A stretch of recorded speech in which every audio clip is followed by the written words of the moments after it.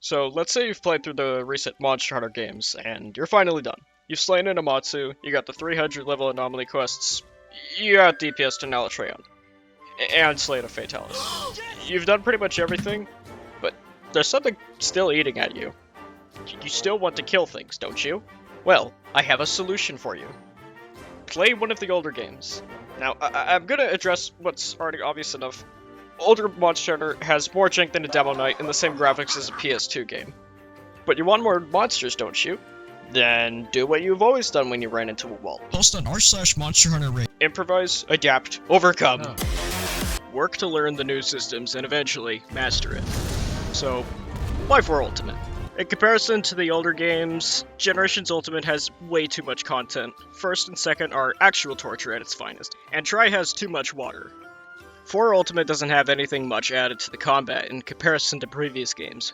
Maybe some new attacks to pre-existing weapon classes, and even a couple new weapons entirely, such as the Insect Glaive and the Charge Blade, but nothing that huge. No slingers, no wire bugs, no arts, no skill. But that's not to say you are lacking in the arsenal department. You still have swords bigger than your entire body, but let's say you want to go a bit faster. Toss that useless greatsword in the bin and unleash your inner Uzui with the dual blades. See? I'm different because I didn't say Naruto. Or you can absorb the energy from hitting monsters and being hit and turn it back at them. Or you can fry them medium well with a lance that has bullets. Just no matter what playstyle you have, do not step into the water. Now look what you've done. You never get into the water. Monster Hunter 4 Ultimate has a story in the same sense that Worldborn does, only without an annoying— God damn it. Yeah, World and Iceborne is a continuation of sorts of 4 Ultimate. So there's lots of elements here you may recognize. Expeditions, encounter cutscenes, and annoying-ass gingers.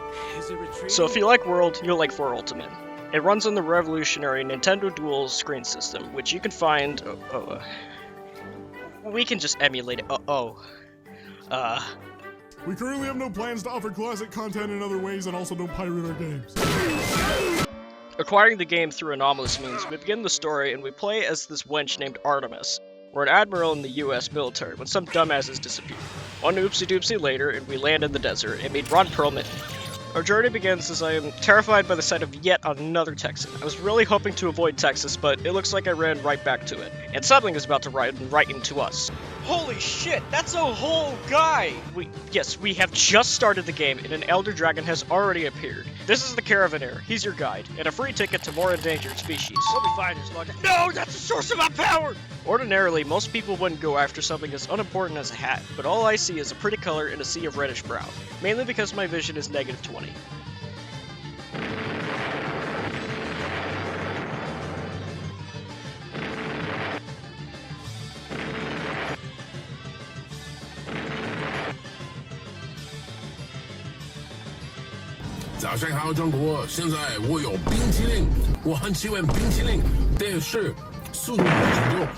Luckily, we're safe by the Hunters Guild, an organization that has never done anything bad to anyone. This is Valhabar. Here you can find basically anything. Beer, drinks, markers, people, men, fish, hunters, and chills, apparently? Greetings, Hunter. I am what they call the man. Would you happen to have any skinned animal hides on you? Not yet. Run! The Caravaneer offers us a job to work alongside him as a hunter. Little fast to think my skills can help you, man, but 20 bucks is 20 bucks. Ordinarily, I'd ignore crazy people, but he has a shiny artifact inside his hat that stimulated my neurons enough to keep me engaged.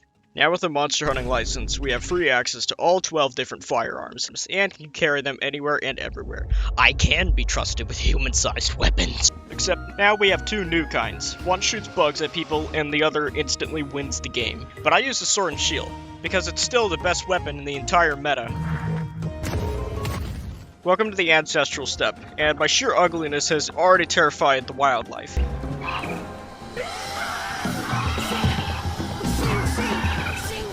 I absolutely adore the Ancestral Steppe. This is your starter area. It has this mix of warm colors of red, gold, and orange, as well as lightweight monsters to start you off with. The abandoned, almost Mesoamerican type structures also make it much more unique.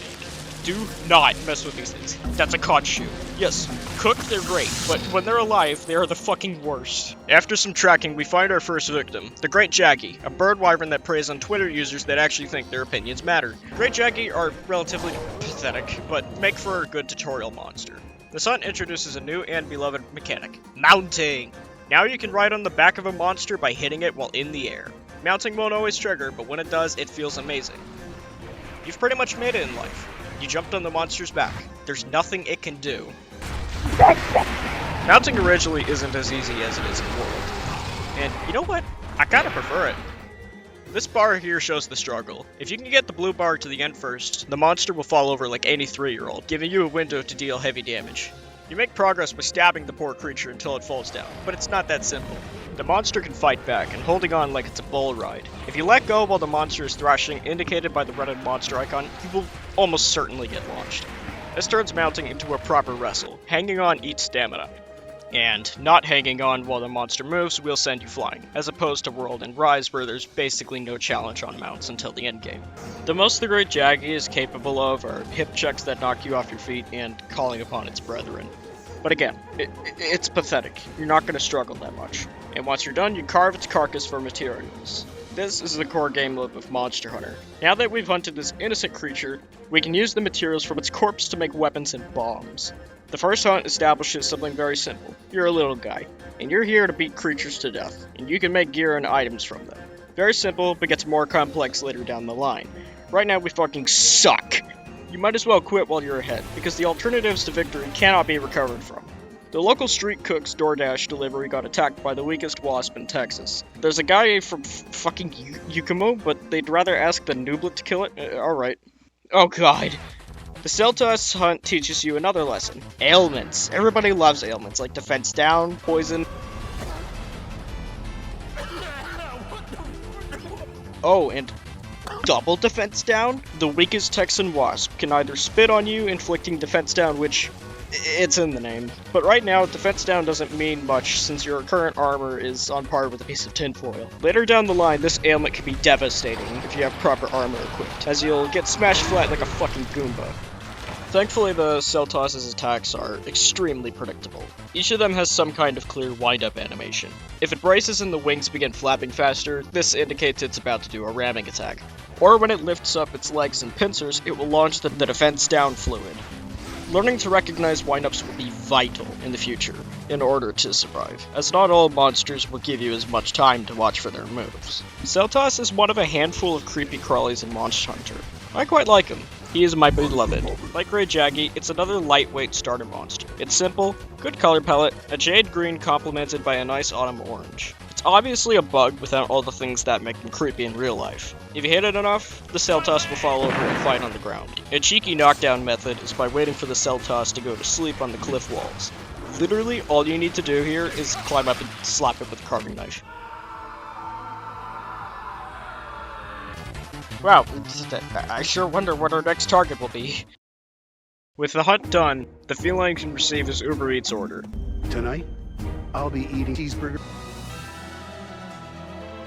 In fulfilling the client's request, you'll attract more clients that want you to do things for them, which means more monsters for you to hunt. It isn't entirely one-sided though. The street cook is now willing, more than ever, to make sure you are always supplied with food before your hunts. Eating is necessary in Monster Hunter. It can increase both your health, stamina, and even your attack power. Furthermore, you can get effects from certain meals. You'll need to individually choose what you want. There is a crazy amount of customization available here. Different ingredient combos and different ways to have the food cooked for different effects. This is as complicated as things get right now. And can we talk about some of these absolutely delightful ingredients like mossy cheese and thorny pork? Delicious. When you're making new recipes, you won't always know what exactly the effects are, so you'll need to experiment sometimes.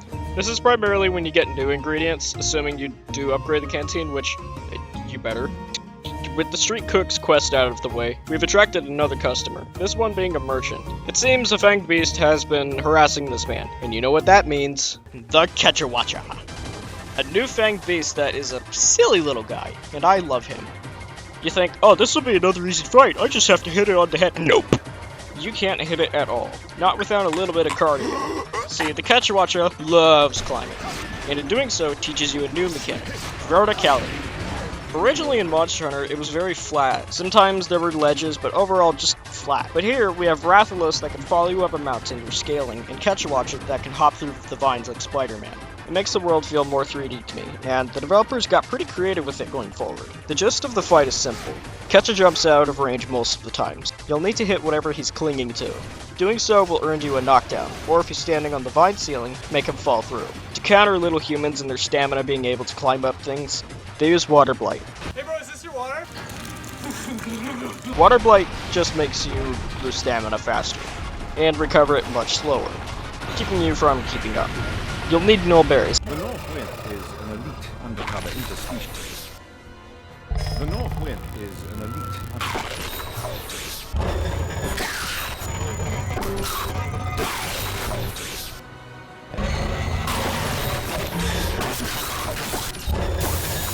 and lots of them. Not for this fight, but for the many ones coming for you in the near future. From here, we can really get cooking with Chaos Oil.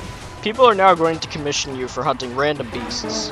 We're also introduced to a new mechanic, expeditions. Yes, before World, there were expeditions. But unlike World, where you go to the locales you already know, you instead go to the Everwood, where a civilization once stood, but now lies abandoned and ruined. Only the wild thrives here. Nature took its home back from the people. This is also where you'll find a classic critter, the Velociprey and the Velocidrome. They're pathetic too, but come on, they're cute.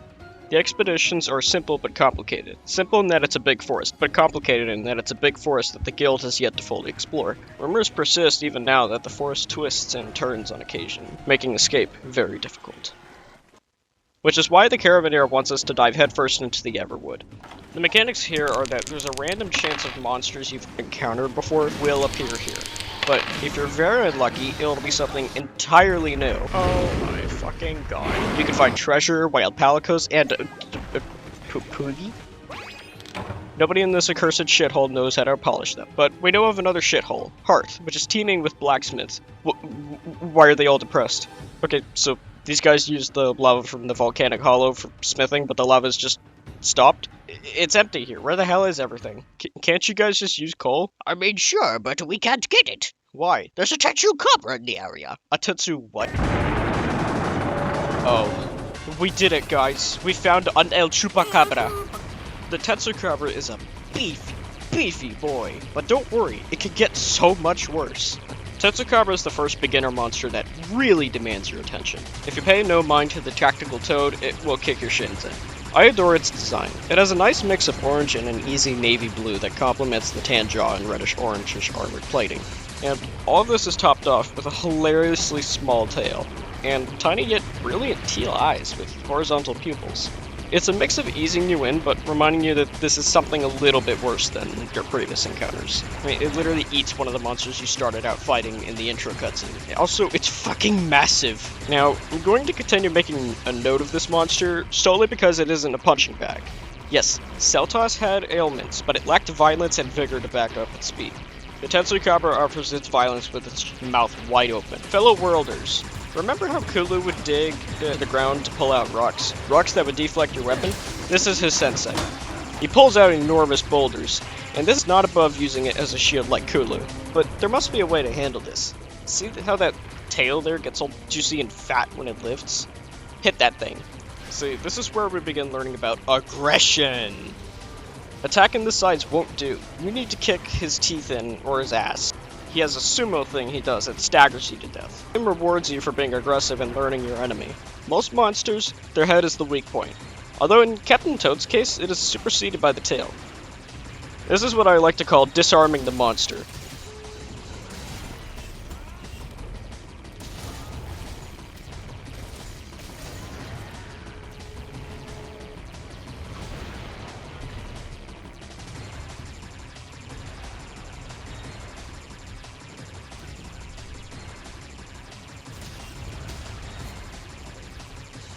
If he's carrying anything and you hit that tail hard enough, it is a guaranteed knockdown.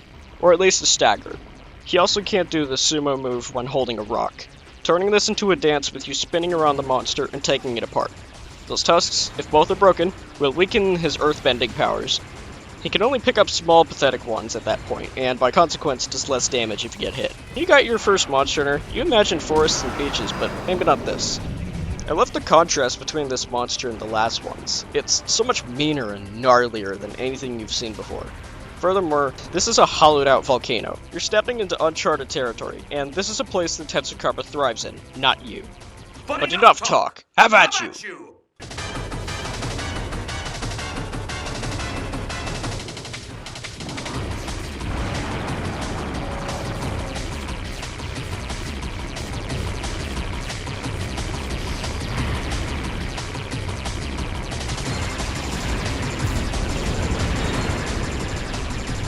That unnailed chupacabra is eliminated. Excellent work. Now we can get back to creating higher quality carbon emissions. Apparently the Cavalier has a lead on where that hat crystal came from. Is it his hat? No. It's across the ocean, and we need a really strong ship to get there. We need something conventional, like the skin of a bird wyvern. I beg your pardon?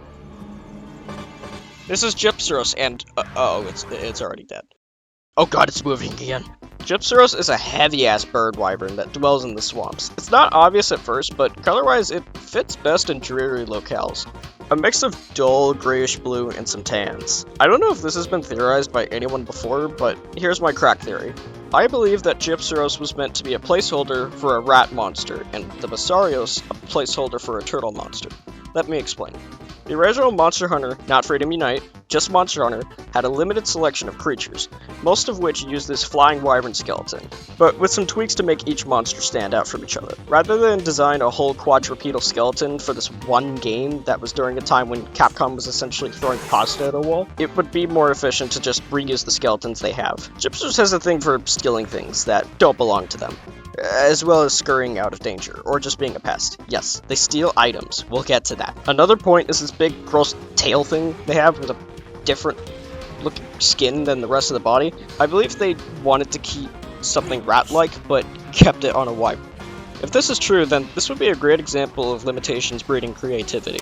Okay, so, I've been made a complete liar. As it turns out, some guy on Reddit figured out that, no, it is not based on a rat, it is based on a cockatrice, so this entire segment you just saw that I edited and took time on is completely irrelevant, so yeah, have fun with that. Now, on to the monster battle. Gypseros sucks, and I hate him, but I still prefer him to fucking Kezu, because you can actually hit him. He's not as hard as Tetsukaba, but still a challenge.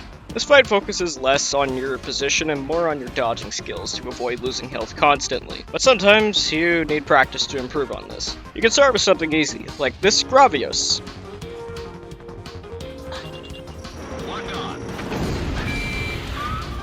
Not bad. He's big, sluggish, with massive openings in between most of his attacks.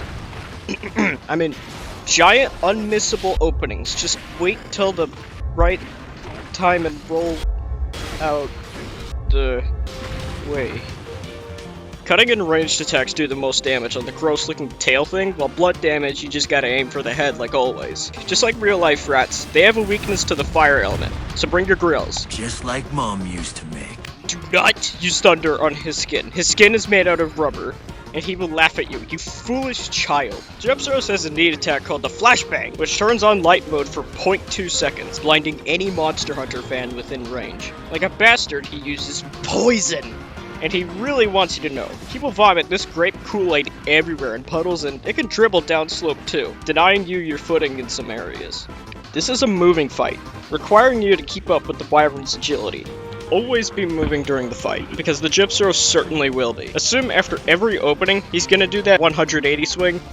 He has a fake out attack, where he'll play dead before spazzing out and unleashing the unmatched power of the sun. God, that's hurting my eyes. This spaz can deal a lot of damage to you if you're not careful, so you can get your hits in and then back off. You can tell when he's about to get up by the rapidly speeding up thingy on his head. Also, if you break the head, he can't use light mode anymore. The last of his tricks is the worst of them all, known as mugging, where he holds you at gunpoint and takes an item from you. I was joking about the gunpoint, he just pecks you to death. Also, shock traps don't work on it. Upon returning, we're greeted by the Ace Hunters, one whom my Palico seems to be familiar with. More on that later. We meet the commander of these hunters, and he's a prick. The Ace Commander doubts you and your abilities. If I wanted someone to tell me I didn't meet their expectations, I would go home to Mother, giving you and him a bit of bad blood. He's obviously a good guy and wants people to be protected, he just has a bit of an ego. And a stick up his ass. But just when I was wondering what the hell these guys were doing here, the commander accidentally answered it for me. They're hunting for something. Something big out there, and it's hiding just barely out of sight. That talk with the Ace Commander and his spiel about something so big and grandiose he must handle, it's meant to anger you, but in a motivating way. Thankfully, the rest of the Ace Hunters are quite fun to be around. The gunner here has a Rathalos weapon, and immediately earned my respect. She tells you kind of what the commander said, just more empathetically. The gunner's chill, and it gives you a sense of unity seeing all these other hunters here in the village. You're not always going to be a lone hunter. It makes the world feel bigger and more alive, you know?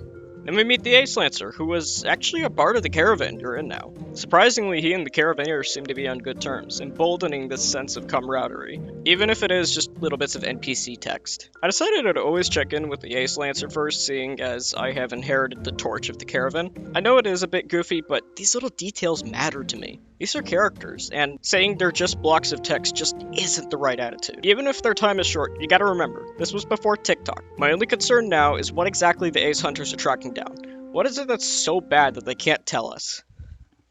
Man, there really is no breathing time between these hunts. Gendrum is just a raptorial bird wyvern, so he can't be too strong. No, wait!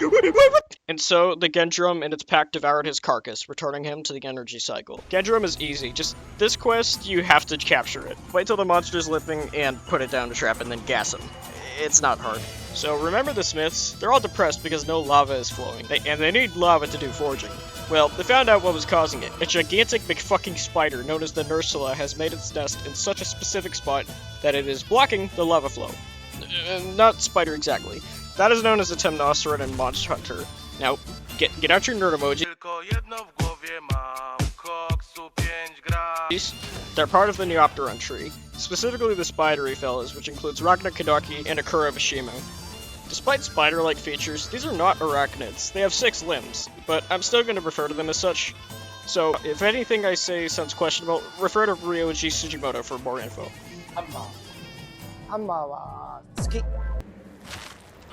Oh god, it's in my shoes!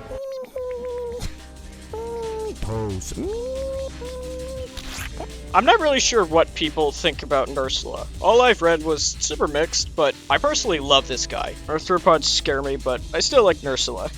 It's big, and it is gnarly, dude. This Temnoceran is another boss-like monster akin to the Tetsukabra.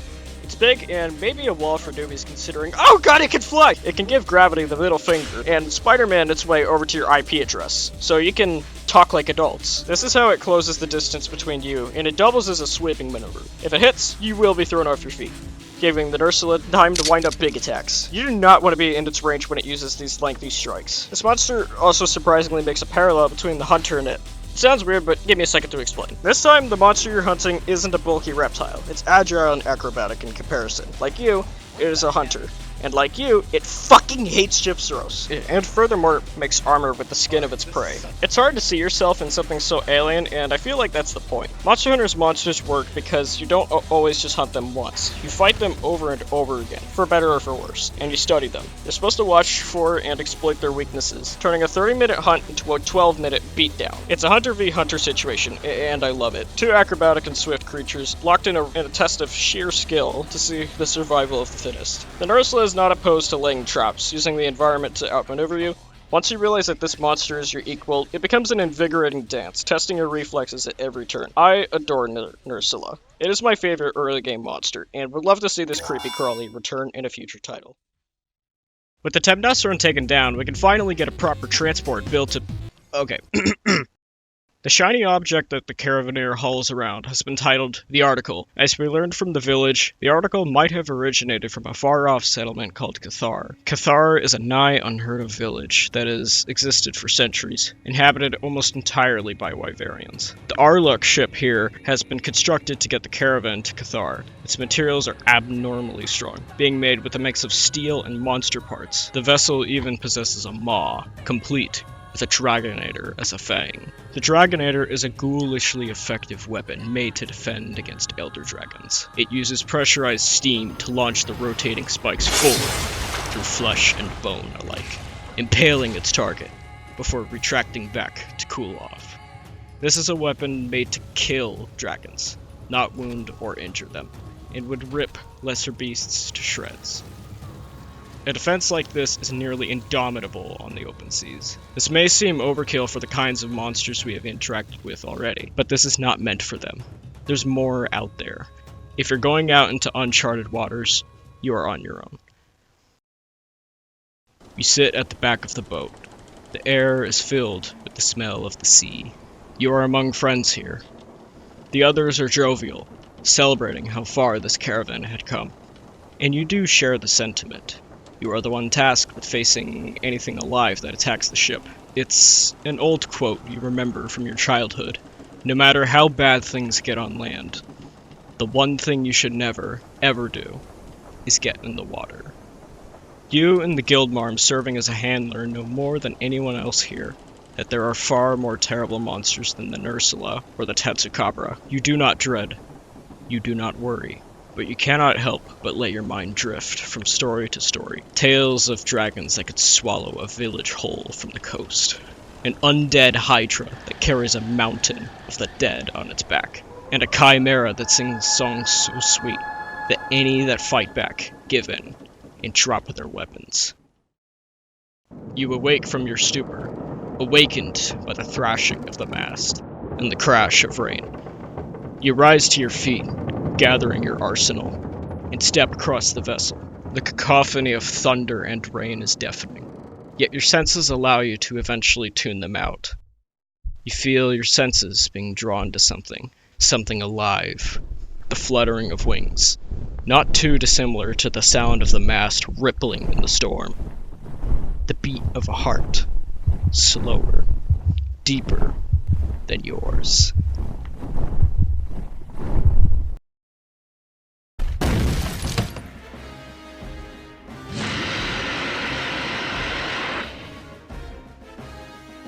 What the hell is that? A completely unknown dragon appears from what is essentially nowhere, and now it wants our flesh on its plate. My guess is for why this weird Batman-looking dragon is targeting us in the middle of the fucking ocean, rather than just minding its own business, is that it must have also been traveling for a very, very long time. We may very well be the first potential food items this thing has seen for a long time. And to it, it's either us or them, and it certainly ain't gonna be them. Dude, how much vapor's in that jewel? Yeah, that vape puff is a virus, and just like a jewel, is dangerous for your health. A dragon that unleashes a virus by just attacking its opponent is horrible. And with how hard it hits, I'm willing to bet this is the exact monster the Aces have been tracking down. You're cornered out here at sea, and just when you think you've won,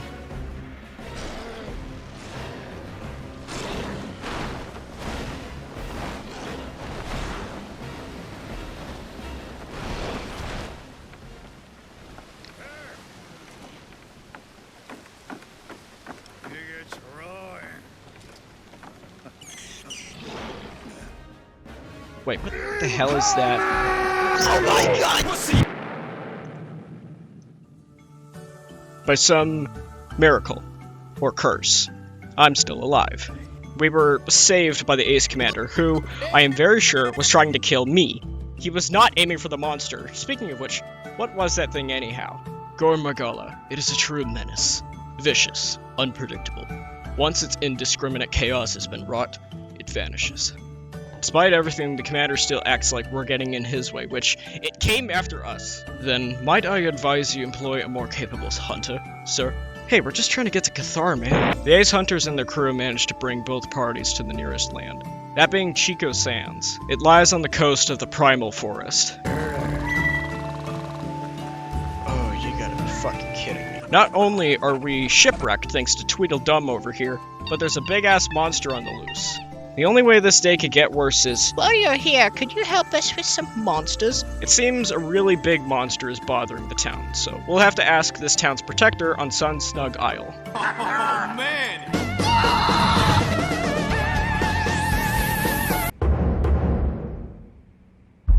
She's a feline. There's a huge monster closing in on the village, and while the head Whiskerous has been trying to find wild palicos to help protect the village, she has had very little luck. Until now, as somebody finally responded.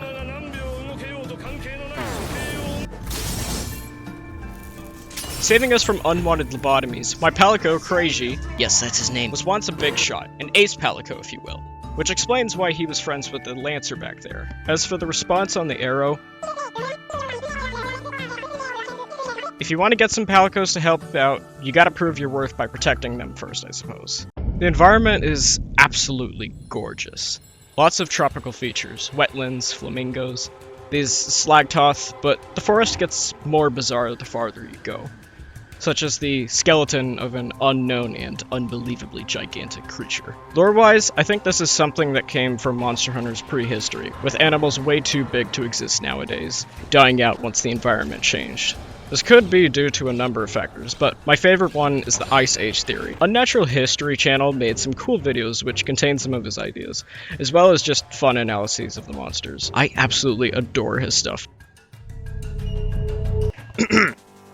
We find the Congalala and it is harassing the locals. What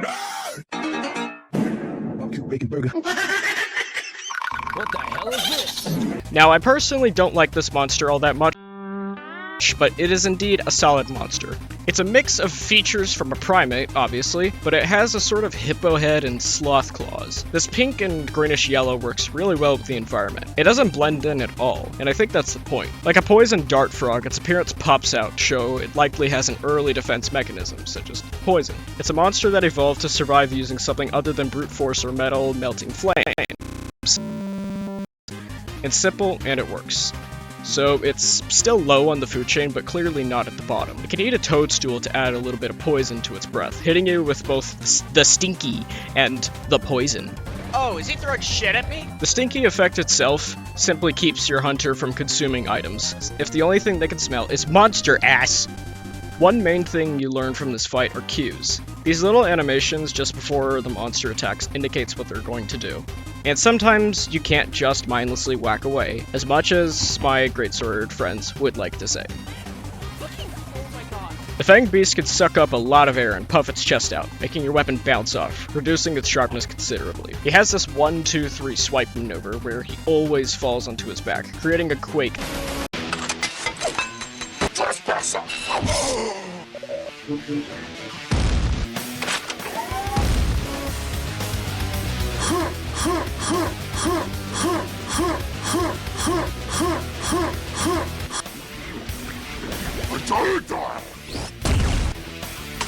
As soon as he hits the ground. This could stagger you if you're too close. If you're too high up, the Congalala will just launch himself at you. Most monsters will at least find a safe way to pass through, but nah, Conga doesn't care.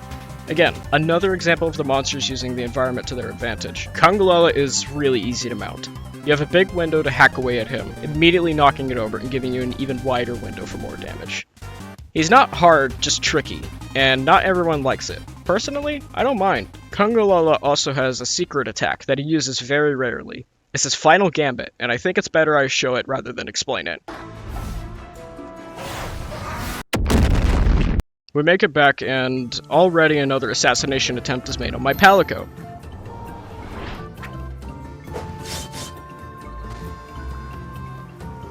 Dismal. On the message, the Monster Hunters are pinned down by a Zamtrios. The Monster Hunters are a little surprise for later. For now, let's go bag us a Zamtrios and get these kitties home. The Monster Hunters that we're saving are pinned down in the frozen seaway, a third world shithole that nobody in their right mind should live in. To survive in the cold, you need hot drinks. No questions asked. If you don't, your stamina drains very quickly, the meter gets smaller and smaller, forcing you to eat like the Avocado Man for an entire hunt, or you can just pack some Tabasco sauce and negate any of that.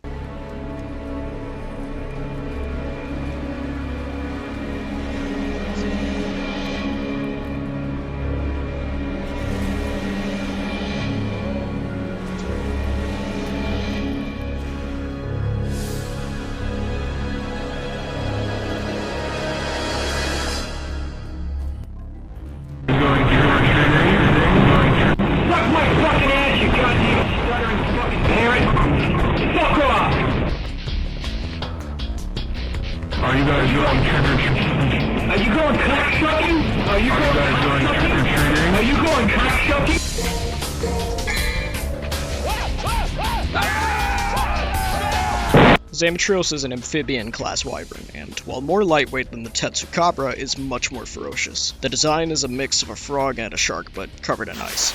Cool colors contrast with the lighter yellow highlights, which makes the Zamtrios blend in with the cold, but not too much. This fellow went through a lot of different designs. There's a mix of multiple kinds of sharks and some frog aspects. Zamtrios has 3 moods: defense, offense, and racist. He starts the fight in defense mode, so we'll begin with that. He begins by shielding himself in dense permafrost that cutting weapons bounce right off if you don't have a high enough sharpness. During this mode, its swipes cover a greater distance, easily throwing you off your feet, leading to a laughably swift demise now that you have been staggered. Zamtrios is very unforgiving. When he gets into this pounce position, he's going to do one of 3 things. There is a pile drive bite. It can also pivot mid-pounce so you're not safe even if you get to the side initially. It can spin really fast. It can launch a fucking ice beam. Because of this last attack, I've gotten into the habit of always moving to the opposite of where the shark is facing, because otherwise that ice beam is really hard to avoid. The only spots that can be reliably damaged in this state are the sides of the face and the ankles, assuming you aren't able to sharpen for a long while. Zamtrios can also turn into a drill and will pop out from the ice at random intervals, sometimes with just the fin to cleave you in half, or the entire upper body, where it'll sort of sit there and look around for a moment. If you hit him hard enough, he'll roll over into the ice. The lunge is the fastest and one of the deadliest, as it will pin you down. Offense mode. When Zamtrios is really angry, it fucking inflates itself. Now, on the surface, this doesn't sound like a very good idea for the monster set. You can deal extra damage to its body in this state, and reduce mobility, but that's where you'd be wrong. In this state, Zamtrios can roll over your acts of silent protest, dealing massive damage. Also, the bounces he can do will create huge shockwaves, possibly stun-locking you into oblivion, but that can be managed with proper positioning. What can't be very easily managed is staying close to Zamtrios. It has this ice vomit attack that will cover you in a glob of ice. Jesus, how could this day get any goddamn worse? God damn it! It can't remain in this state forever, so once its belly turns a reddish pink, it will deflate. But being close to the vented air will give you Ice Blight. Ice Blight. A miserable invention indeed. Ice Blight will cause your stamina to drain much faster, making you run as long as an American. Now, if you didn't want to eat that hot drink earlier, you will really wish you had now, because this will stack on your lack of Tabasco sauce. It also has this rare spike attack from its spine that is really hard to find. Thank you Brick Walls Games for helping guide players like me that have no skill. Racist. This is just the default mode. It can still spin, it can still pin you and shoot ice beams, just not as fast with the ice on. Whenever it roars, it will be coated with the permafrost again, so watch out for that. Overall, Zamtrios is a very fun fight. It, Valkana, and Lunagrin are some of my favorites in the series. Also, the little Zamites can nip at you. You'll need to use your weapon to cut them off. This nice mix of blue and yellow colors makes it pop a little, but not too much. It does just what it needs to do. Also, this function of essentially changing its attacks depending on what form it's in is really neat. A very solid monster. Well, until I got to him. Oh fuck, okay. Oh, I didn't know I had that mod on. With the MonsterHunter saved, you can now get your Palico actual armor. Unfortunately, at the time of recording, I was a dumbass that couldn't figure out the minigame. The MonsterHunters themselves are the only ones that can bring scrap. Scrap that can be used to make Palico armor. Blacksmiths can't make scrap from monster materials because that would be weird. You've done the village chief proud, and as a reward, she's going to help expand the kitchen catalog. Unfortunately, the crew sent to fetch ingredients ran into a Naharala, so you know what that means. Naharala is probably one of my favorite monsters in this entire game. Yes, you're going to hear me say this a lot, shut up. Let's start with its design. I believe personally that Naharala's appearance is heavily influenced by Quetzalcoatl, specifically the design of a feathered serpent. Now, it doesn't have any feathers per se, but the plating and colorful features as well as this beak kinda speaks of it. Now for the fight. The Naharala is a gargantuan opponent. Not only that, but it is capable of moving around very quickly despite its size. I describe the hunt as a stress test. As a hunter, it is very important that you keep your cool. It focuses a lot on medium speed windups for attacks that freeze you in place, such as the plates Naharala launches, constricting you, and a paralytic bite. I didn't struggle very much with Naharala personally, and at this point in the game, your armor should be good enough to allow for mistakes in a fight like this. If you haven't changed from your regular daring equipment or chainmail, you probably should by now. The head, like with most animals, is the weakest spot, but even more so with Naharala. It takes a ton of damage here and breaks very easily, much like the head of a toddler. So for the majority of the hunt, it will keep its head out of reach. Even a little bit of damage to the skull is enough to reach a knockdown. Mounting is especially helpful in this fight. Just so you can hit the fucker in the head, just keep in mind that Naharala thrashes a lot. Also, don't touch the tail or...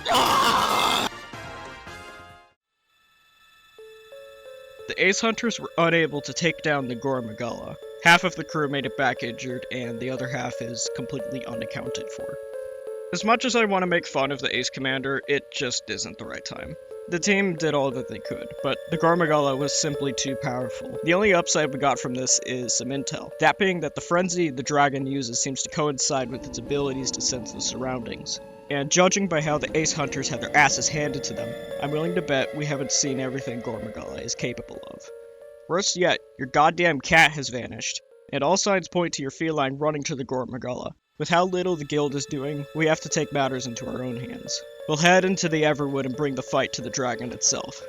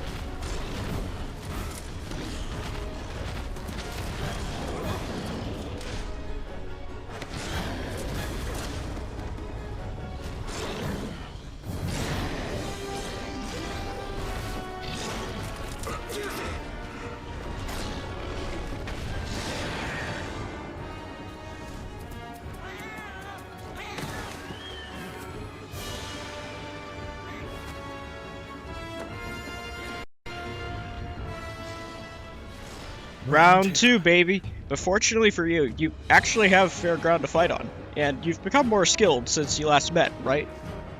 Oh, that's unfortunate. Okay, fine, maybe you didn't learn anything, but at least the fight is short, as you need to protect the two Ace Hunters long enough for them to escape. After this, the Gormagala flies to the Ancestral Steppe, your stomping grounds. The locale is dead quiet, save for the howling of the wind and the wings of a dragon.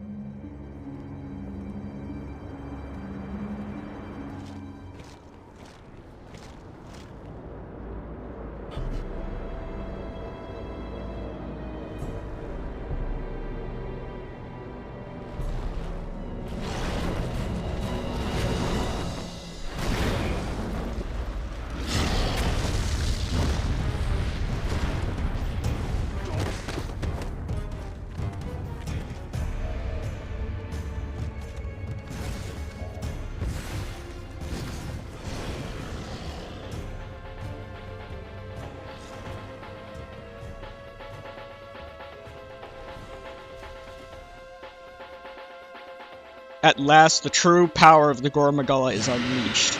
The frenzy is no longer just dust it sprinkles on you for flavor.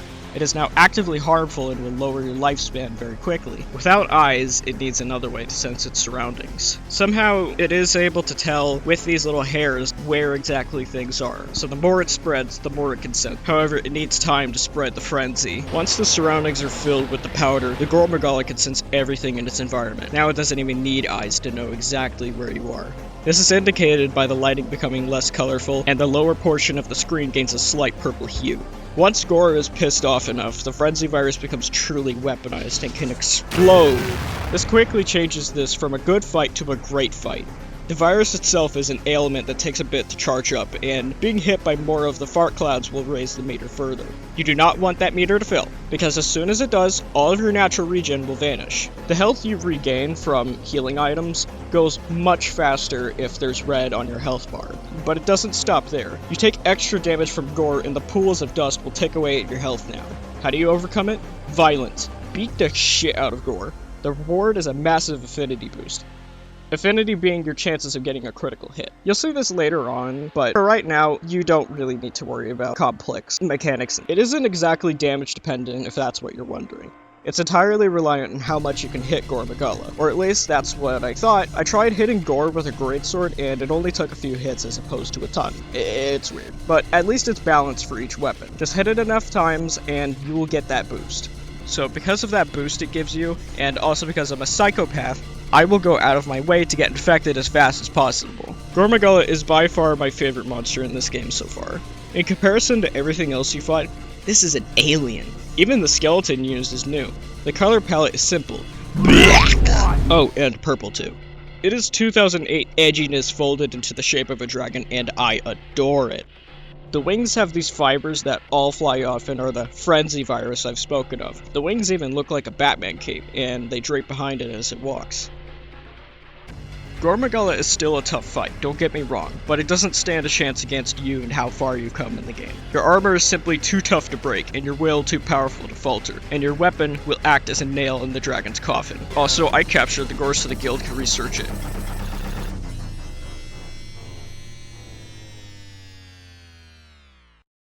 The Ace Hunters are safe, your Palico is back with you, and the man has another new armor set for you.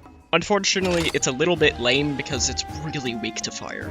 Do you dare question my craft? Why is this the case? The Gore Magala is weakest to fire. How were you supposed to know that prior to your fight? I don't know. The aces couldn't kill it, so I guess it makes some sense, but why not the other monsters you've hunted? These are creatures that have been hunted for generations. This is one of my major complaints about old school Monster Hunter. It was prior to being more mainstream, so you were expected to hunt the monsters, look at the armor, or tell from its abilities and environment. A fire-breathing monster will usually be weakest to water or ice, and a water monster is probably weakest to thunder. You were expected to take things a little more methodically and slowly. To me at least, at the bare minimum, the hunter's notes should tell you what it is weakest to after you fight it for the first time.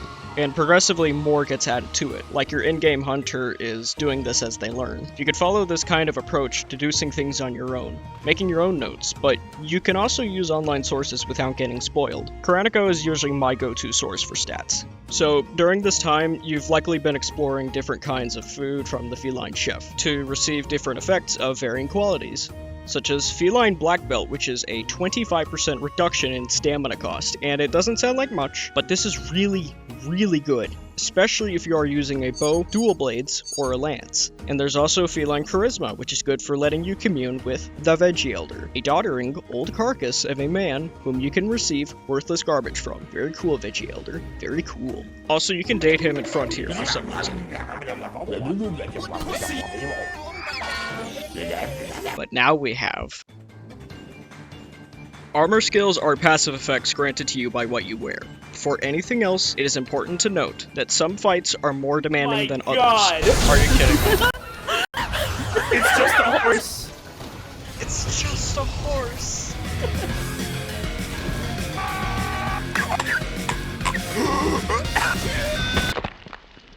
Sometimes you will need to tweak your own skills, recognizing monster patterns like you have been, and at others, you will need to adjust your equipment. But what's most important is this system is as complicated as you allow it to be. There are a lot of people that want to go by the meta. They want to do the most damage the fastest way possible, and not everybody plays that way. If eating mushrooms is what helps you beat a dragon, then you use that passive effect. It's important to have an open mind, but you don't need to follow the meta to win. You on the same page? Alright, my favorite skills are usually elemental attack boosts or spirit. Spirit refers to any passive effects that are triggered by a monster entering an enraged state. It's easy to see if a monster is enraged by seeing, say, puffs of steam from its nostrils or, other signs.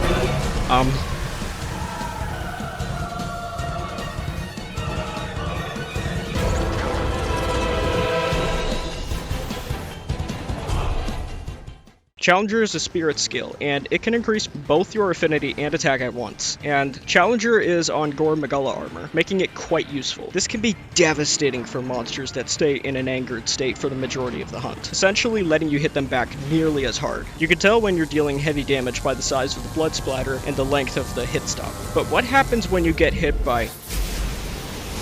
That's a clean burning hell, I tell you what. Yeah, that negative 20 fire resistance is like dumping yourself in gasoline. And yeah, the next monster is a real doozy. Let's say you really like your Gore Magala equipment. That's fair. It looks gorgeous. But that lack of fire resistance is lethal if you face any kind of fire element creature. You can try to brute force your way through it, but it's not advisable. You'll find yourself dying on repeat, and the strat to win will be to avoid getting hit by those attacks completely. That's annoying to deal with. Yes, it's important to do what works best for you, but if you're slamming your head into a wall expecting it to break, you're not going to get far. At best, the wall will break, and at worst, you'll get a concussion and quit the game out of rage. This sounds obvious, but the amount of times I've seen people refuse to use simple solutions to problems and quit is ridiculous. So you took the time to get this armor, but this asshole can wipe you out with a laser. You need a buffer of some kind. Take a look at your armor. You'll see these circle symbols on some pieces in varying orders. These are slots for extra skills, and these slots can be filled with decorations. Decorations are the glue that sticks your set together, and can easily be the difference between a 10-minute hunt and a 45-minute slog. I'm not exaggerating. These can be crafted by a smithy, thankfully. It would suck if you could only get them from random drops from hunting versions of the monsters with inflated health pools and little else of substance. Things like fire res decorations can help. You might notice that fire res decorations lower your resistance to the water element. Back in older Monster Hunter, there were almost always downsides. There is almost always a consequence for every action, positive or negative. Increasing one stat might lower another. This is where things get complicated, and it's generally recommended that you experiment yourself. Before the next hunt happens, your Caravaneer, likely very drunk from celebrating your victory, deduced that it would be most effective to reach Cathar via flight. No doubt it'll be pricey, and it'll require you to hunt something really dangerous. Harth is right next to the volcanic hollow, and the people here, Trovarians, are especially knowledgeable on smithing and even the volcano itself. They made their Arlex ship, so, I mean, they could make another, right? And the Trovarians are knowledgeable of the many threats that come from the volcanoes. This is Monster Hunter, so there's obviously more than just tectonic activity to worry about. Those caverns rich with ore attract all kinds of people. Sometimes those people attract monsters, but sometimes those minerals can attract monsters just as often. One of these rockhounds are a powerful flying wyvern. The Gravios is a titanic wyvern dwelling in volcanic regions, primarily feeding off the rich minerals. They partake of their knack for firestones or powder stones due to their flammable nature. That's not to say they don't occasionally consume meat, likely for the chaperone proteins that eukaryotes create. By the way, for those who didn't pay attention in science class, chaperone proteins are essentially heat shock stuff that keeps animals from boiling alive when they probably should be. The Gravios possess some of the most heavy-duty shielding in nature. Outside of the top tiers, of course. Its armor is so ridiculously strong that it can freely dive in and out of the Earth's very bloodstream. Which is perfect for Gravios getting a sucker punch on you because you are too busy from the recoil of your weapon bouncing off its hide. Lore-wise, Gravios is cool. In-game, I despise him, almost more than Kezu. And that is a lot. I was so happy to hear as well that he was in Wilds. When I say it, am I going to be filled with agony? Perhaps. I think it's gonna be funny when you realize. Why are you laughing? Stop laughing, you little gremlin. I'm just thinking Stop! it's gonna Stop be laughing! I think it's gonna be really funny when, like, we play the game and, like, you see him and like, I'm like hyping up like, oh, this guy sucks. Well, there is like a few monsters in this game series that I despise. Hey, you might think this is the worst it could be. You'd think that would be enough for Gravios to get by in this hostile world, but that's where you'd be wrong. Due to all the chemical processes taking place in its guts, aided especially by a species of bacteria that can only be found in these kinds of places, the product is a lot of gas, and thankfully, Gravios doesn't fart on you. Instead, it vents out the gases. I presume with these tube-looking things? And this is where Gravios is especially dangerous. While it would be easy for our lovely Traverian buddies to go in and snatch a boatload of coal, I speculate that due to the already toxic nature of volcanoes, Gravios simply walking through the caverns could smoke out other life forms by all the chemicals it regularly plumes out. But hunters are built different, so you're probably fine. Unless Gravios has to make a conscious effort to release a huge Cheeto dust cloud of death. Then it won't be so easy to just ignore it. Sometimes these are heated combustions being vented out, which can burn you alive, or a different kind that inflicts sleep. Ah, sleep. Sleep is an ailment that, well, puts you to sleep. Your hunter lies down to take a nap for a little bit. This is bad, because unlike being stunned, button mashing can't save you. You are forced to watch as Gravios crushes your 30 minutes of progress by simply dashing forward. Thank you very much. Very cool. My personal theory is that the sleep gas here is carbon monoxide, and the color is to let you know it's an attack that will put you to sleep, which is fair for the players considering carbon monoxide isn't really visible to our eyes.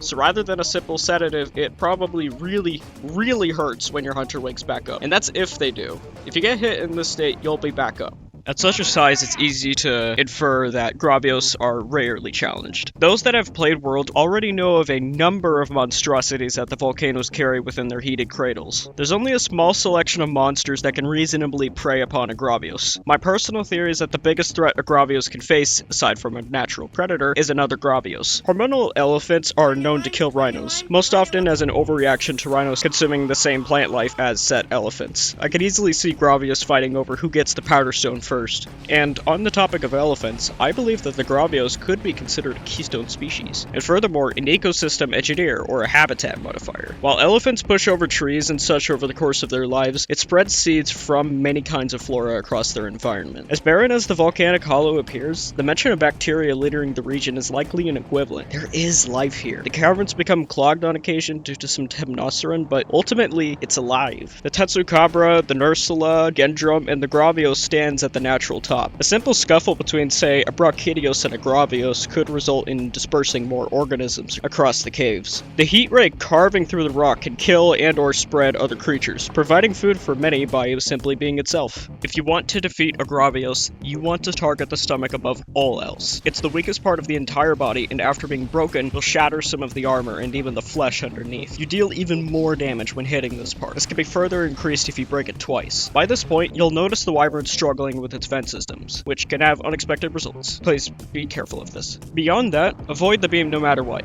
Even if you can guard it somehow, you will take a lot of damage from it, especially at this point in the game. The tail can be cut for an extra carve, just be aware most of the time the tail is out of reach, because you're too short. I strongly recommend striking the legs to knock the wyvern over. If you break the head, it will keep your weapon from bouncing a bit. Just make sure to keep your sharpness high. Water element weapons are most effective here, and poison, but only after the first part break on the stomach. Watch out for sweeping heat beams, rolls, and of course, the gas explosions. I hate these specifically because you only get a millisecond to tell what's about to happen just before it goes. Design-wise, Gravios is pretty solid, honestly. Like most first-generation monster designs, it is very simple. The roars are really cool, especially the ones for the beams. It's much more interesting than the Juvenile's design. Although, the purpose of the Juvenile is to be inconspicuous, so it can grow in relative safety. Fight-wise, I completely auber him in this game. The armor is just lame, which is a huge shame because Passarios' armor looks so much better. Really, it's only good if you use large shield, like with lance or heavy bowgun.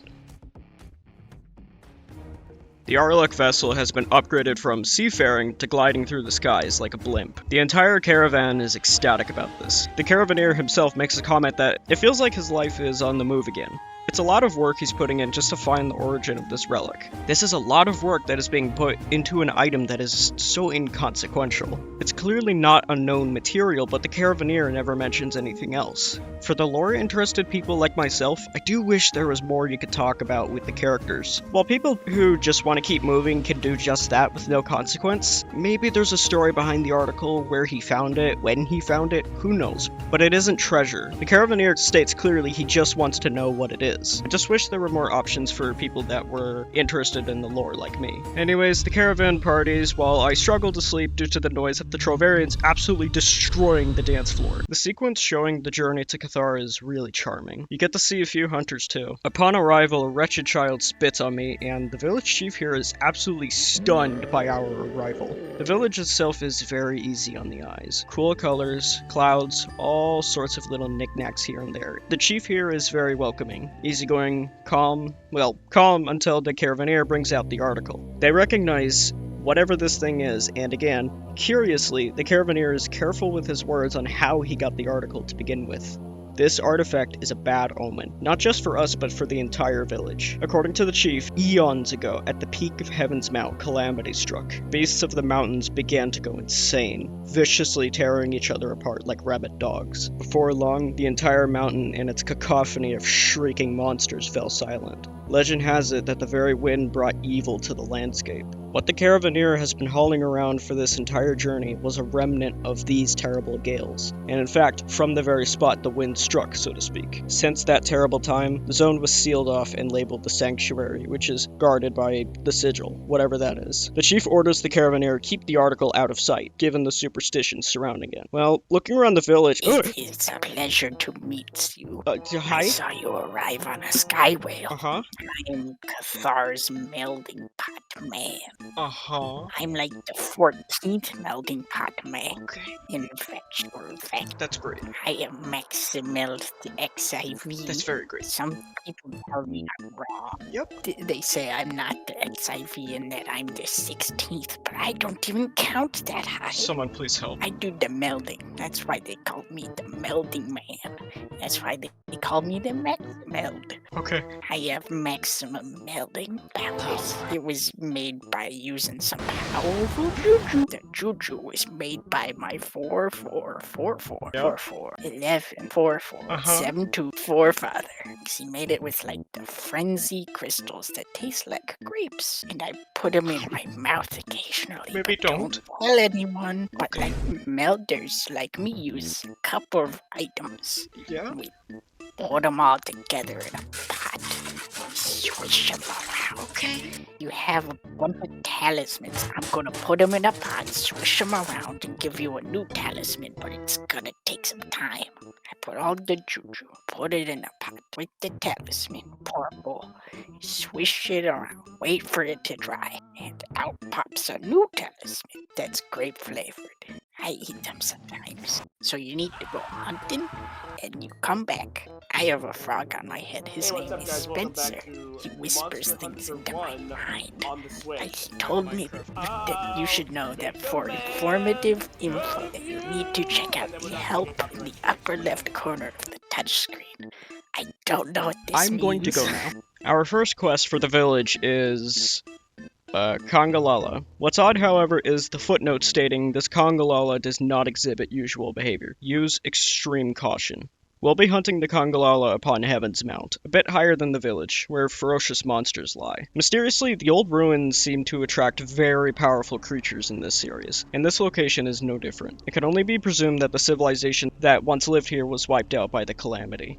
The region itself is vast and fantastically unsuited to mankind. At a glance, it looks hostile and ancient. Rocks and other such debris is apparently quite common, so sadly it gets no OSHA certification. I also find it interesting how similar it looks to some other places. What's more concerning is the presence of Remobra. They are relatively weak. You saw them in the beginning. You know, they cough up globs of poison and can bite you. It's more so that Remobra are an early warning to the presence of Elder Dragons. I mentioned them in passing before, but now is a good time to discuss them. Elder dragons are monsters that live far off from the known tree of life. They almost always possess a nigh on legendary tier of power, and have dwelled since before recorded history. In ancient times, they were once considered gods. Go-to signs of an elder are that they don't resemble other classes of monsters, and affect entire regions on a much larger scale than keystone species. Another is that their biology has yet to be understood. The possibility of one being here is very worrying, but we have more pressing matters already in motion.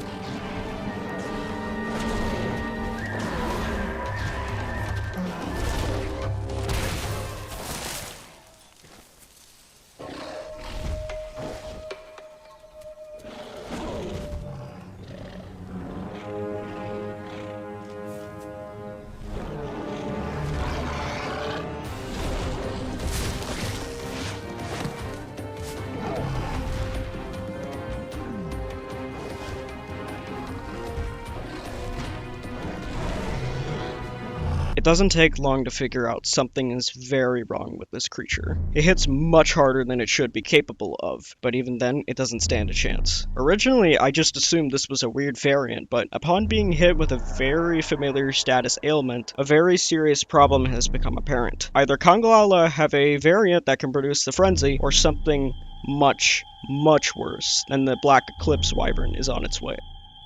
The title is fitting, as behind every eclipse is a star. The inhabitants of Cathar have stated the monsters in the region are getting violent. Typical stuff, until they mention this is to search for any powerful monsters afflicted with the frenzy, and boy, the list has some real heavyweights.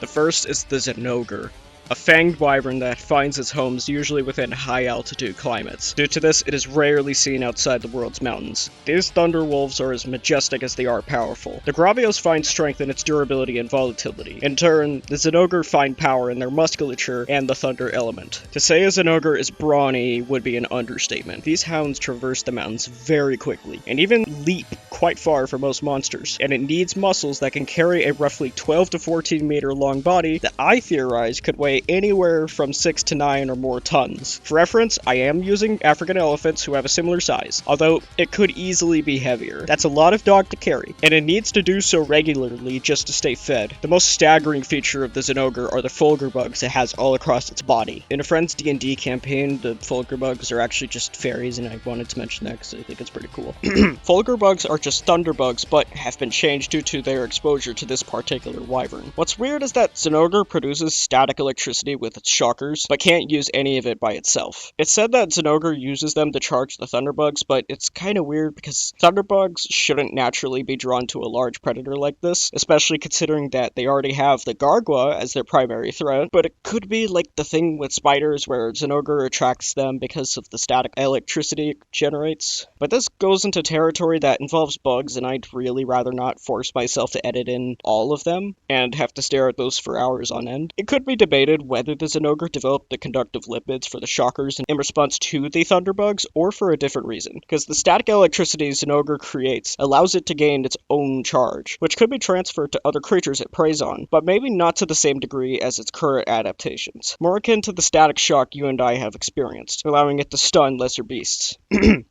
Anyways, let's fight him. Now, I am pretty used to hunting him by now, but for a new player, he is obscenely brutal. Fast-paced combo moves, staggering attacks, and thunder. The entire hunt stops when you've been hit by thunder. It doesn't always do a lot of damage, but will guarantee a stun if you get hit with the Blight active, which at this stage is an expressway to your grave. Now, thunder wouldn't be so bad if the monster in question using it doesn't have so many attacks. Zinogre has combos he can mix and match at will, stomps that end with a spin, backflips, or a headbutt, or if you're really unlucky, lightning spheres of death. More than any other elemental blight, eliminate thunder as fast as possible. But it doesn't stop there. Like any Dragon Ball Z character, he can power up, summoning its Fulgur bugs to swarm around it. This is the monster's powered state. Its speed doubles and most attacks will hit harder. But it can get so much worse. It'll enter what I call Uber Charge. This is bad because nearly every attack is now tripled in speed, and all attacks will usually have an extra. Triple combos turn into quadruple combos. Oh, and don't forget the body slam! The weakest parts of the body are the hind legs and the head itself, which is the most dangerous possible position to be in during this fight. It's also recommended to dismember the tail to shorten the spin range. If you manage to break the front legs, you'll get a chance at a topple. Do not try to mount Zinogre. It will flail about everywhere and kick all your teammates away, and you will probably get thrown off. Unless you are a psychopath like me. It will begin shaking as soon as you hop on, so don't even try attacking immediately. I'd honestly recommend that for all monsters. Start every mount by trying to brace so you don't get caught off guard. Bring either a Lagombi or Zamtrios weapon, as Zinogre is weakest to ice. Aim for the head, and if you deal enough damage, you'll knock him out of the charge mode, almost always resulting in him being exhausted. Just watch out for the pin attack because it will start eating you alive, pulling out large chunks of flesh, but this isn't visible because the game is T-rated. For the love of God, bring your flash bombs or dung bombs on every hunt you go to. The amount of problems you can solve with them is insane. Not just in this game, but every Monster Hunter game, except Frontier, because everything's fucking immune to light there. And no, I'm not talking about the element! Hungry Dinosaur, Dung Pod. Flying Wyvern, Flash Bomb. Bugs, Poison Smoke. Even the Torch has a use. It can scare away small monsters like Jaggy and attract Banahabra. And throwing knives you can mix in with Tranquilizer or Parashrooms for Trank or Paralysis effects. Flash Bombs will be especially useful on the next monster on the list. There's a reason Zinogre earned its place at the top of the Hunter's Choice. It has a dynamic battle, cool lore, cum-splattering music, and a wonderful design. The yellow and blue complement each other perfectly here. The spikes opening up when it becomes enraged looks gorgeous. Also, this is what the puppies look like. The armor is gorgeous. It's like a knight almost. It's pretty good too. It has latent power and thunder attack. For better or for worse, it makes you very easy to spot, which, I'll take it. With Zinogre done, we're on to Rathalos.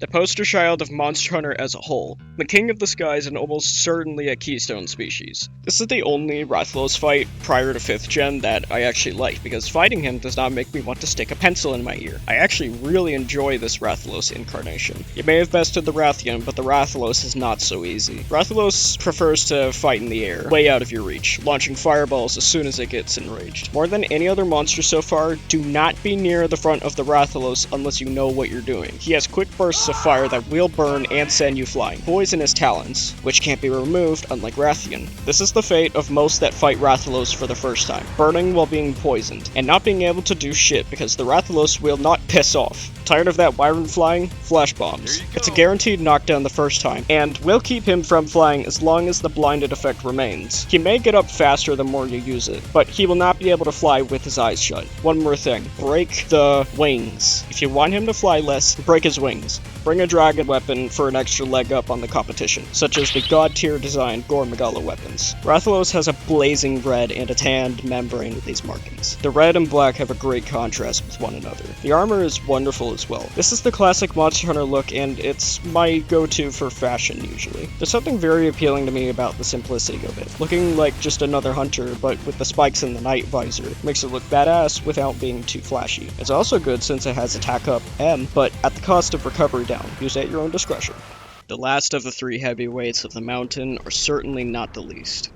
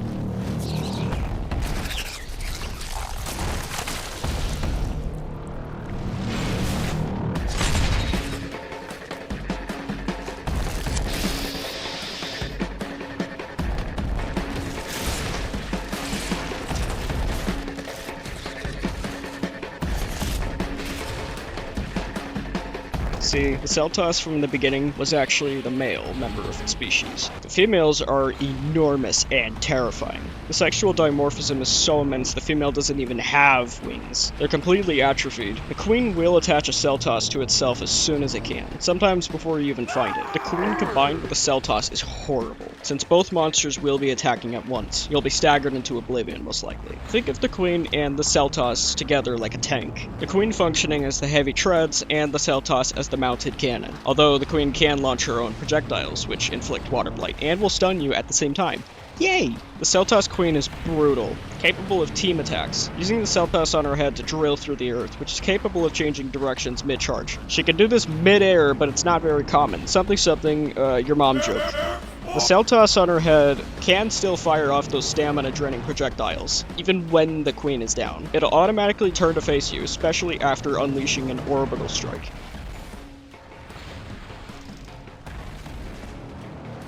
The only way to separate those two is by mounting, but oh, if it were only so simple. On the surface, the mount looks easy. The queen doesn't even start by thrashing. Actually, you have a big window to keep hacking away. Unlike most monsters, the queen will thrash for a while, and it'll keep going. And going. If you do not have near max stamina, you are screwed. Also, don't make the mistake of killing the Seltos. She'll just summon another one using the Brap Gas. Speaking of using the Seltos, the queen has a unique interaction with them if she's exhausted. I won't spoil it for you, just know she can't be exhausted for long. Watch out for the Scorpion Tail. That thing has really good tracking. I'd recommend staying in this general area around the queen, since her heaviest hits are either the horn of the Seltos or the Scissor Tail, occasionally moving in and out of the face area to deal some meaty damage. The face has the highest pain chance trigger. Yes, I know it's called flinching, but I'm a Doom player, so which could straight up interrupt the queen's charges before they even happen. Just make sure you learn when those mandibles cover the face, otherwise you'll bounce off. Her whole thing is to try and slow you down. Keep moving the entire fight, strafe everywhere you need to, and do not get shoved into a corner. Also, if you're super unlucky, the Celtas will try to cuck you out of a carve. It's the same as the male Celtas, but bigger and scarier. I love it. The armor is also stunning to look at. It possesses razor sharp, which is perfect for dual blades, and other weapons that use rapid attacks, as it halves the rate at which your weapon loses sharpness. Artillery Novice is really good too for people using bow guns or gun lances, and adding the razor sharp, it feels like it was made for the gun lance, with how often you lose sharpness. Man, all this intensity is sure making me hungry. I could go for some eggs right now. So, before World, the collection of monster eggs was a little more illegal, but these things taste so damn good that there might be a legit underground cartel that focuses on acquiring them. I wish I could have made this up. Valhabar's armory seller is the first to approach me about this stuff, requesting just 2 Gargwa eggs. For someone of your status, this should be criminally easy.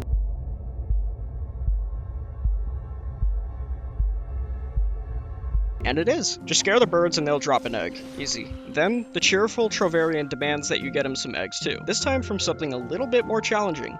It was not challenging, just climb. So does it get harder from here? Yes. So remember Chico Sands? Apparently the armory dealer there is a big part of this egg syndicate. This time, the syndicate demands a sacrifice. Your life or 2 wyvern eggs. Sounds simple enough. You make your way up the ancestral step and hey, the wyvern isn't home. The quest doesn't specify what kind of wyvern egg to get, just that it's a wyvern one. So, you pick up the egg, and here's where the torture begins. If you've played any classic Monster Hunter, you'll know the feeling this invokes. You see, before World, eggs and any type of heavy item you have to carry will break very easily.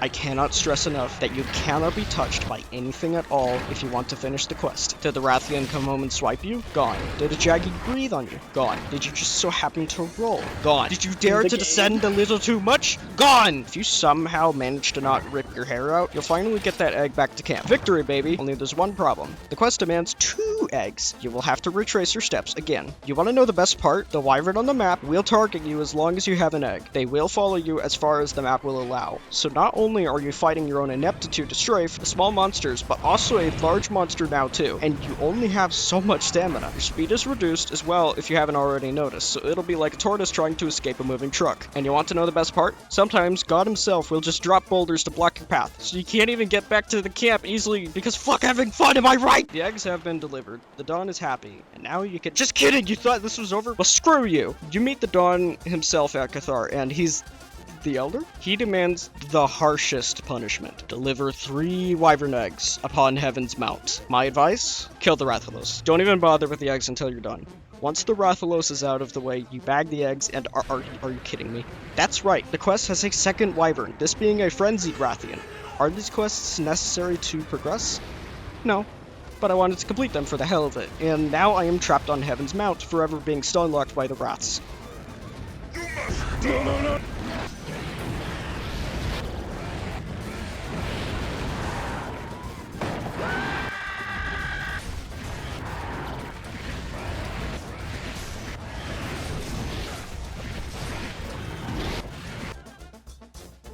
Wow, what a refreshing break. I sure am mentally prepared for whatever is coming next.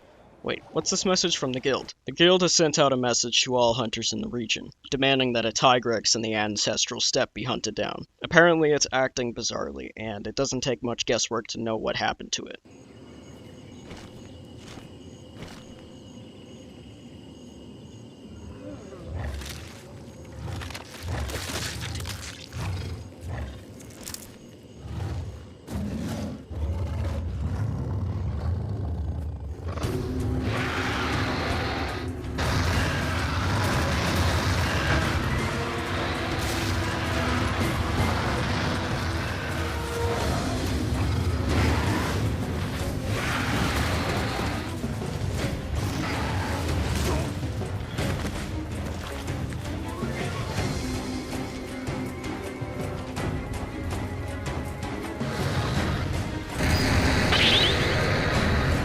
The Tigrex is a ferocious flying wyvern, coined footed wyvern by Oceanus due to its particular body structure not fully matching its relatives. Considered a nomadic apex predator, it earns this title by its nearly indomitable fury and strength. They dwell pretty much anywhere, but they have a particular taste for popo meat, so most sightings likely occur in Arctic regions. Despite being in the flying wyvern clade, Tigrex can't really fly. Please ignore that, as it instead uses these limbs for swift quadrupedal movement. And by God is it fast. It can reach up to speeds of 50 kilometers per hour and can likely go even faster if it's motivated enough. What's worse is it possesses scales that are very resistant to immense temperatures, both hot and cold. If you really want to bring the hurt, you bring a weapon wielding the thunder element and aim for the head. My personal speculation is that the iron distribution in its body, which could also distribute other conductive minerals, is most centered on its armored sections. The reason it's considered such a bane to hunters is its blinding speed, so it can run circles around you, essentially stomping you out the moment you're knocked down. A creature this aggressive is very unforgiving, which might be why most people don't like it. That and it roars a lot. If you really want to defeat a Tigrex, you need to take the monster apart. Start by focusing on the wings, if you can break them, and then... oh, it's pathetic. Tigrex is much weaker than the guild let on, I suppose. I guess I didn't really need to say anything. You're free to carve, and... like a zombie, the Tigrex rises back up, the frenzy taking full control of its body. Its colors change with the affliction. The Tigrex has gone completely berserk, even more than what the species is capable of, now running faster and faster and hitting harder than ever before. All of the attacks inflict frenzies, so you'll need to be aggressive, but in a fight against a wyvern like this, it's very dangerous. Ordinarily, my method of disarming the monster would work, but not here. Breaking its limbs means nothing, and it refuses to give up until you're as dead as the carcass that stands before you. You keep pumping hit after hit into the monster, unsure of how close you are.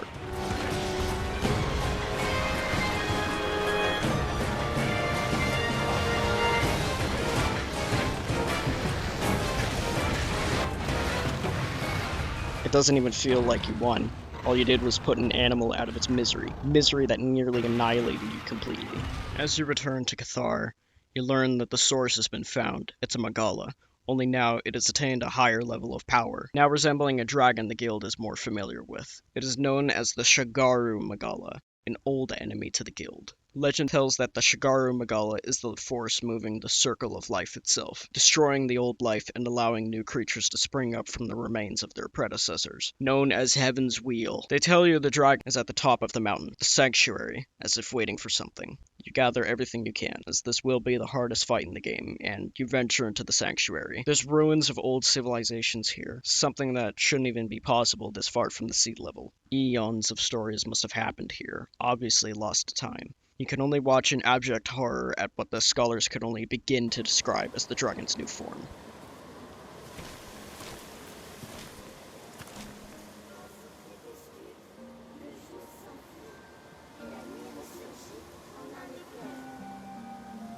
Ne pleurez point, mes chers enfants. La vie doit mourir pour naître à nouveau. L'heure venue, elle jaillit. Et nous soulage, ô joie de tous nos maux.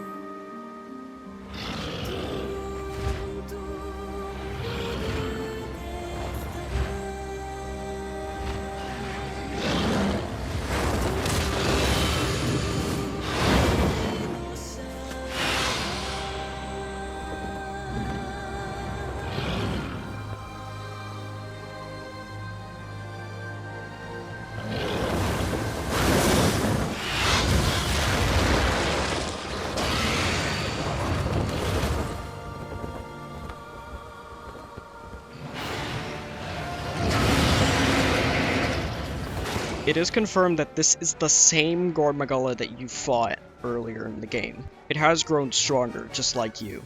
Its armor is tougher, and the frenzy it wields is more akin to magic than anything. Having cast off its old flesh, there's nothing holding the dragon back any longer. The Black Eclipse wyvern you faced was only a juvenile, and the Shagaru is the adult form. The dragon itself was depicted in Cathar's lore, and was the source of the old calamity. Although it lacked its name in the legends, a scale was left behind at the sanctuary, the only proof of the dragon's existence. Interestingly, it is discovered later on that the Gormagala returned to their place of origin before molting.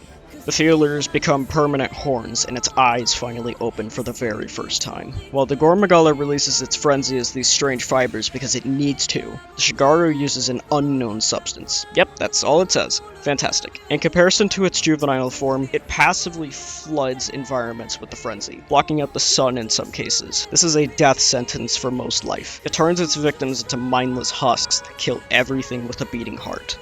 If the Shagaru Magala is not slain, the mountain will fall quiet for another millennia. Where do the Shagaru go afterwards? This is what's so intriguing about Elder Dragons. While surplus killing is nothing new in nature, it's on such an unnecessarily widespread scale. The chemical processes behind its heightened frenzy is unknown. It won't have anything left to eat if everything is dead and gone, so what's the point? And that's not even mentioning its physical strength. It is unclear if other dragons can be afflicted by the frenzy in the same way other creatures can, but the Shagaru makes up for it with the explosions and its own physical prowess. Remember that the juvenile could literally reshape the land around it by its slams. This is an adult. Bring a dragon element weapon. Traps don't work on dragons, so leave those at home. Anything else you could possibly need, bring it. The battle is grueling. Everything the Gore Magala could do, the Shagaru could do better. The fight is more like if Gore was constantly enraged, and that is when the dragon is at its base state. God help you when you anger it. If you need a moment to breathe and sharpen, dash behind this boulder. Use it sparingly, as it is anything but invincible. Once it's gone,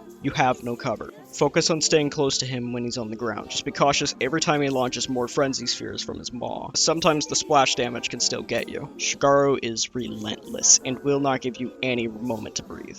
The only way to mitigate the dragon's power is by shattering the horns, but this is extremely difficult. Don't try using flash bombs unless he's in the air, as he will become even more erratic than he already was. You can also break his pseudo-arms to gain an extra topple. Right next to Gore, Shagaru is another favorite of mine in this game. Its appearance is a perfect opposite to Gore's. Gore stands hunched down, wings usually folded when not in combat. Shagaru, by comparison, is a radiant star, with its wings spread wide with a brilliant golden sheen on its scales. It evokes the imagery of an angel in my eyes, and possibly a yin and yang with its juvenile form. The armor too feeds into this heavenly appearance. It also gives me Paladin vibes, which is my favorite class to play in D&D, but eventually, after enough trial and tribulation, you emerge victorious. The sky is clear, as if to celebrate.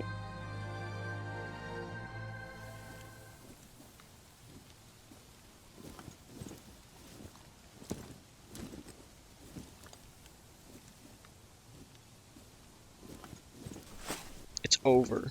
You won. If you've never played Monster Hunter before, this will be incredibly jarring.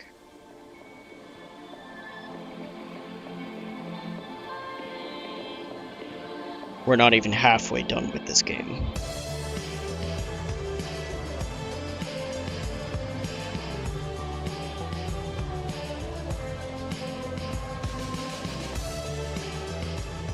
Oh my god, I actually did it.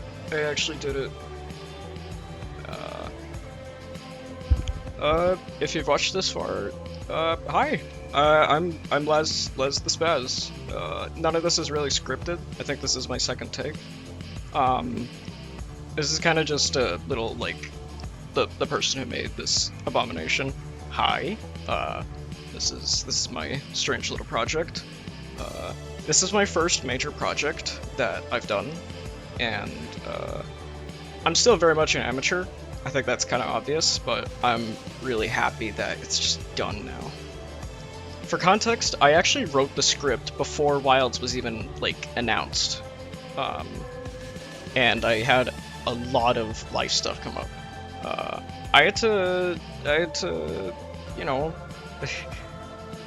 Sorry, I've never done this before. I had to really work on just, you know, said life things and also kind of myself a little bit. And also, like, every single new effect you see in here, I had to look up how to do. So, yeah, that's another thing. The next one I do will be a lot quicker to make, because I actually know how to do these things now. And I have things more in order, for now. If you're wondering, like, why halfway through the style of the writing kind of changes, it's because once I finally, like, sat down, I realized, hey, this isn't exactly what I want to go for. So, because this project was taking so long, I decided, okay, I'm just gonna revise the rest of it and just leave it at that, because I just want it to be done. It's not perfect, but I just wanted to revise the rest. And the rest of it is a lot closer to what I want to go for now. So, apologies for the messy writing, but yeah. Thank you for listening this long.